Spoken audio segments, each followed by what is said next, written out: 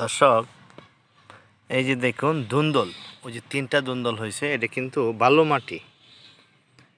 তো এই যে এই মাটিটার মধ্যে ওনারা এই যে গোবর দিয়া এই চাষটা করছে। কিন্তু গাছগুলা দেখেন কালো কালো, খাবার আছে কিন্তু ফল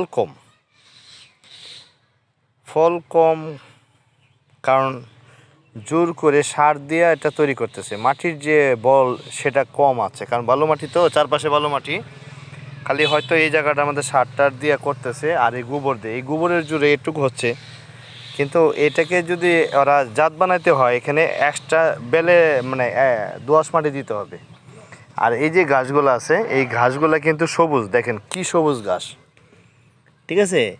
এই সবুজ গাছটা কিন্তু নাইট্রোজেন। এটাকে যেই পচাইবো 20 দিন পরে এটা অ্যামোনিয়াতে ট্রান্সফার হবে। 20 দিন পরে এটা হয়ে যাবে প্রাকৃতিক ইউরিয়া সার।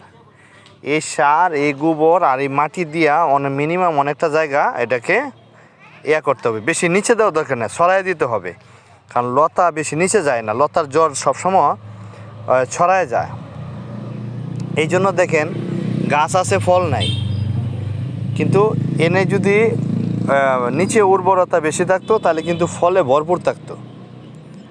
কিন্তু এই গাছগুলো দেখেন হয়তো সার দেওয়াতে কালো কালো দেখা যাচ্ছে, সার বেশি দিচ্ছে, কিন্তু সারে তো হবে না। গাছের নিজস্ব যে একটা শক্তি সেটা কম, কারণ বালু মাটি। আর লতা যত উপর দিয়ে ছড়ায়, হ্যাঁ জ্বরটা অত দূরে ছড়ায়, হ্যাঁ নিচে যায় না, ছড়ায় যায়। এই জন্য কেউ যদি আপনারা লতা জাতীয় চাষ করতে চান, তাহলে মাটি ভালো করতে হবে। মাটির 5 ইঞ্চি মাটির থেকে সে খাবার সংগ্রহ করে, 5 ইঞ্চি নিচে যায় না। এই জন্য উপরের মাটি যত ভালো হবে, লতা চাষ তত ভালো হবে।